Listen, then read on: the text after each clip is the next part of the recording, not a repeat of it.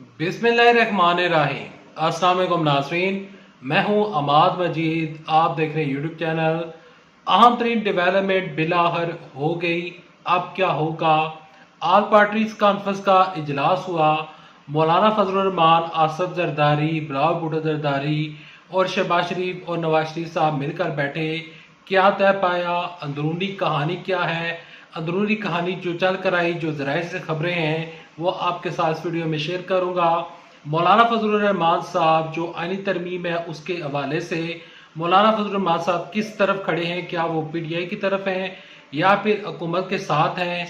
क्या आईनी तरमीम हुकूमत पास करवाने जा रही है, क्या हुकूमत के पास दो तय अक्सरियत मौजूद है। चीफ जस्टिस मंसूर अली शाह साहब, यानी कि आने वाले जो चीफ जस्टिस मंसूर अली शाह साहब हैं, उनके नोटिफिकेशन का मामला कहां तक पहुंचा और तहरीक इंसाफ ने एक अहम तरीन ऐलान किया है। दर्रा और इसके अलावा एहतजाज जो है उसकी क्या ताज़ा तरीन सूरत हाल है, तहरीक इंसाफ क्या करने जा रही है। एक नोटिफिकेशन जारी हुआ है और इसके अलावा दो बड़े खत मंजर आम के ऊपर आए हैं। तमाम तर खबरों की तफसीलात शेयर करने से पहले, आगे बढ़ने से पहले रिक्वेस्ट करूंगा कि इस वीडियो को लाइक कीजिएगा, चैनल सब्सक्राइब कीजिएगा और इस वीडियो को आखिर तक देखिएगा। देखें, सबसे पहले बात करते हैं जो दो खतूत सामने आए हैं। दो बड़े खत लिखे गए हैं स्पीकर कौमी असम्बली और स्पीकर पंजाब असम्बली की जानिब से, और कहा गया है कि और उन्होंने ये दोनों खतूत जो हैं वो लिखे हैं इलेक्शन कमीशन ऑफ पाकिस्तान को, और उनसे रिक्वेस्ट की गई है कि आप जो मखसूद शिस्तें हैं उसके ऊपर जल्द से जल्द फैसला करें। अगर पीटीआई को देनी है तो पीटीआई को दें, क्योंकि सुप्रीम कोर्ट ने कहा था, जो जस्टिस मंसूर अली शाह साहब हैं उन्होंने पीटीआई के हक में फैसला दिया था, जबकि हुकूमत जो है वो तहरीक इंसाफ को नशिस्तें नहीं देना चाहती। हुकूमत ने जो नया बिल पास किया था तो उसके ऊपर हुकूमत कह रही है कि तहरीक इंसाफ को अब नए कानून के तहत नशिस्तें नहीं मिल सकती। तो अब जो स्पीकर कौमी असम्बली हैं और पंजाब असम्बली जो है उन्होंने मामला छोड़ दिया है, इलेक्शन कमीशन ऑफ पाकिस्तान के सपुर्द कर दिया है और कहा है कि जल्द से जल्द एक्सक्यूज मी जल्द से जल्द मकसूद शिस्तों के ऊपर फैसला सुनाया जाए और बताया जाए कि इन शिस्तें हमें देनी है या फिर तहरीक इंसाफ को देनी है। तो अब ये मामला आगे चलेगा। अब मैं अपनी तरफ से कोई यहाँ पर बैठ कर पेशगोई नहीं कर सकता कि इलेक्शन कमीशन पाकिस्तान क्या फैसला देगा। अब ये मामला चला गया है, ये जो बाल है वो इलेक्शन कमीशन पाकिस्तान के कोर्ट में चली गई है। देखते हैं कि इलेक्शन कमीशन पाकिस्तान तहरीक इंसाफ को मकसूद शिस्तें देती है या नहीं, या फिर हुकूमत को मिल जाती है। तो मेरी नज़र में 4 से 5 दिन में इस चीज़ के ऊपर फैसला हो जाएगा। अब अगली बात करते हैं जस्टिस मंसूर अली शाह साहब के नोटिफिकेशन के। तो एक अहम तरीन डेवलपमेंट हुई है, हुकूमत के जानब से कुछ बयान सामने आ रहे हैं जो कि जस्टिस मंसूर अली शाह साहब के लिए काफ़ी अच्छे बयान हैं। ख्वाजा साहब ने, अता तरर साहब ने और इसके अलावा हुकूमती जितने भी तर्जुमान हैं और राना सनाउल्लाह साहब की जानिब से भी अब कुछ स्टेटमेंट सामने आई हैं कि जस्टिस मंसूर अली शाह साहब का नोटिफिकेशन जारी हो जाएगा और वो अगले चीफ जस्टिस ऑफ पाकिस्तान होंगे। तो अब ये जो मामला है तकरीबन जो गुत्थी है वो सुलझती हुई नजर आ रही है। एक ऑल पार्टीज कॉन्फ्रेंस हुई है और ऑल पार्टीज कॉन्फ्रेंस में ये जो कॉन्फ्रेंस बुलाई गई थी, जो इस टाइम जो कुछ फ़लस्तीन में हो रहा है, एक तो वो मामला था और दीगर जो कि चंद एक खबरें सामने आ रही हैं ज़राए से कि इस मामले पर और इस ये जो इजलास है इसमें आईनी तरमीम की बात हुई है। लेकिन हुकूमत डिनाई कर रही है, हुकूमत कह रही है कि इस इजलास में किसी तरह से कोई भी आईनी तरमीम के बारे में मौलाना फजलुर रहमान साहब के साथ डिस्कशन नहीं हुई। लेकिन कल से बयान सामने आ रहे हैं और पिछले 24 घंटों से चंद अहम तरीन खबरें सामने आई हैं कि मौलाना फजलुर रहमान साहब एग्री कर चुके हैं और वो आईनी तरमीम में हुकूमत का साथ देंगे। लेकिन मौलाना फजलुर रहमान साहब का एक बयान सामने आया है और चंद ऐसी खबरें भी आई हैं कि उससे बज़ाहिर ये लगता है कि मौलाना फजलुर रहमान साहब समेत जो कि उनके 12 वोट हैं JUIF के, तो वो लोग आईनी तरमीम में हुकूमत के साथ खड़े भी हैं, नहीं भी खड़े, पीपल्स पार्टी के साथ खड़े भी हैं या नहीं भी खड़े। मौलाना फजलुर रहमान साहब कह रहे हैं कि वो आईनी तरमीम जो होने जा रही है उसमें वो अपनी भी चीज़ें इंक्लूड करेंगे, यानी कि मौलाना फजलुर रहमान साहब के भी कुछ मुतालबात हैं। मौलाना फजल रहमान साहब ने कहा है कि आईनी अदालत बननी चाहिए, और मौलाना फजल रहमान साहब आईनी अदालत के हक में नज़र आ रहे हैं, लेकिन वो कह रहे हैं कि हमारी भी कुछ चीज़ें ऐड की जाएं। अब वो क्या चीज़ें होंगी, जब मौलाना फजल रहमान साहब कोई अपना आईनी मसौदा तैयार करेंगे तो पता चलेगा।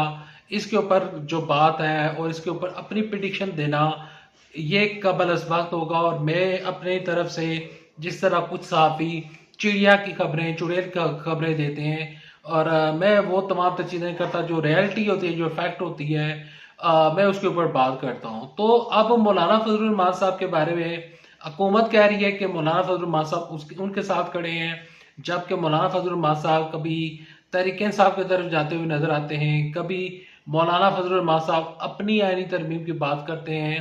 तो मौलाना फजल रहमान साहब के बारे में फाइनल बात करना इंतहाई मुश्किल हो चुका है।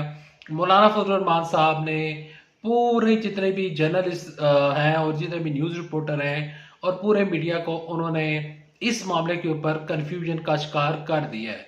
अब ये कन्फ्यूजन तब दूर होगी जब आईनी तरमीम पेश की जाएगी। बताया जा रहा है कि अगले हफ्ते तक आईनी तरमीम का मामला जो है उसके ऊपर जो हुकूमत कह रही है कि आईनी तरमीम पेश होगी, और हुकूमत ये क्लेम कर रही है कि उनके पास 2/3 अक्सरियत मौजूद है। कल इंसार अब्बासी साहब की मैं खबर पढ़ रहा था, वो इंसार अब्बासी साहब ने पिछले दिनों बयान जारी किया था और कहा था कि 6 से 7 बंदे टूट चुके हैं और आईनी तरमीम का मामला अब खटाई में बढ़ चुका है। लेकिन अब इंसार अब्बासी साहब ने कल ही कंफर्म किया है, जो कि पिछले 24 घंटे की खबर है, तो उन्होंने कहा है कि आईनी तरमीम में 2/3 अक्सरियत हुकूमत को मिल चुकी है। अच्छा, 2/3 अक्सरियत मिल चुकी है, आईनी तरमीम पास हो जाती है, तो उसके ऊपर भी अब हुकूमत की जानिब से चंद बयान सामने आ रहे हैं।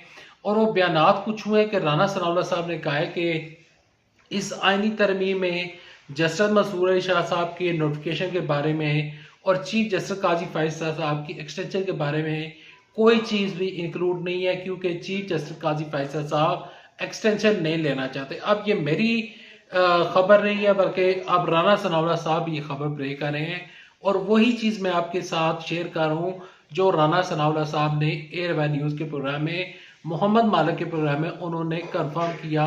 जो बात उन्होंने बताई मैं एज इट इज़ आपके साथ शेयर कर रहा हूँ। अगली खबर कुछ यूँ है कि तहरीक इंसाफ ने एक बड़ा फैसला किया है, और मेरी नज़र में ये इस टाइम का सबसे बड़ा मुस्बत फैसला है। बैरिस्टर गौरी खान साहब ने एक नोटिफिकेशन जारी की है और उन्होंने कहा है कि हमारे जितने भी मुंतखब अरकान असम्बली हैं, पंजाब में हैं, कौमी असम्बली में हैं, इसके अलावा KPK में है, या फिर किसी भी जगह पर मौजूद हैं, तो कोई भी एहतजाज नहीं करेगा, कोई भी जाकर धरना नहीं देगा, किसी तरह की कोई तकरीरें नहीं होंगी और किसी तरह की कोई महाज आराई नहीं होगी। तो इससे ये मुराद बनती है कि हुकूमत ने जो तहरीक इंसाफ को कहा था कि आकर मिलकर बैठें और डायलॉग करें, तो बज़ाहिर ऐसा लग रहा है कि अब डायलॉग का माहौल बनने जा रहा है, और ये एक अच्छा मस्बत पहलू है। देखिए, मैं एहतजाजी तहरीकों के खिलाफ हूँ, इस तरह के प्रोटेस्ट के मैं खिलाफ हूँ। इस तरह का प्रोटेस्ट हरगिज़ नहीं होना चाहिए। हमेशा मैंने देखा है कि दुनिया में जितनी भी बड़ी जंगें हुई हैं, तो एंड के ऊपर बात जो ख़त्म होती है वो गोल मेज कॉन्फ्रेंस के ऊपर या फिर डायलॉग्स के ज़रिए ही होती है। अब तहरीक इंसाफ ने जो धरना किया, जो एहतजाजी सियासत उन्होंने की, तो उसके ऊपर तहरीक इंसाफ मुश्किलात का शिकार हो चुकी है। अली मीर गंडापुर और दीगर लोग जितने भी इनके लोग हैं उनके ऊपर मुकदमात बन चुके हैं, गिरफ्तारियां हुई हैं, गिरफ्तारियों के अलावा रिहाइयाँ भी हुई हैं और चंद अभी लोग गिरफ्तार भी हैं।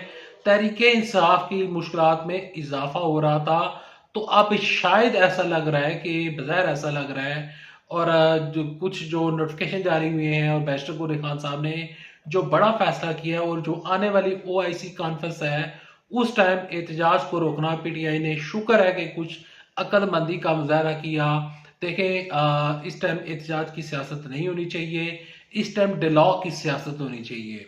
PTI को, इमरान खान साहब को बार बार कहा जा रहा है, एहसन इकबाल साहब तो इस चीज़ के हामी नहीं है, ख्वाजा साहब इस चीज़ के हामी नहीं है, लेकिन पीपल्स पार्टी के जो गवर्नर पंजाब हैं और इसके अलावा पीपल्स पार्टी के एजाज हसन साहब ने भी इमरान खान साहब को असद जरदारी के साथ डायलॉग करने की उन्होंने रिक्वेस्ट की थी। तो अगर डिलाग हो जाता है, कोई अच्छा मस्बत पहलू निकल आता है और वो काम हो जाता है जो कि मुल्क के लिए अच्छा है, तो मेरी नज़र में इससे बेहतर कोई चीज़ नहीं हो सकती। डिलाग होना चाहिए, इन तमाम तर मसाइल को हल होना चाहिए, तभी मुल्क आगे बढ़ेगा। Thanks for watching this video. अल्लाह हाफिज़। पाकिस्तान जिंदाबाद। अफवाज पाकिस्तान जिंदाबाद। पाकिस्तान जिंदाबाद।